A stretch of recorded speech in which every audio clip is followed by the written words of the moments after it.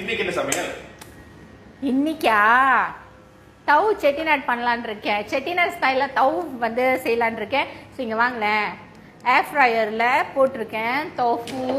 So நீங்கள் வேணும்னா கோரிங் பண்ணிக்கோங்க. ஓகே, ஸோ இப்போ ரெசிபிக்கு போகலாமா? ஓகே, வெங்காயம் வெட்டி வச்சுருக்கேன் பாருங்கள், ஒரு வெங்காயம். Very simple recipe. இங்கே வாங்க, நம்மளோட வறுவல் மசாலா, செட்டிநாட் பெப்பர் மசாலா. ஸோ இன்றைக்கி செட்டிநாட் ஸ்டைல் தான் செய்ய போகிறோம். அதுக்கப்புறம் பார்த்தீங்கன்னா கொஞ்சம் சில்லி கரிங்.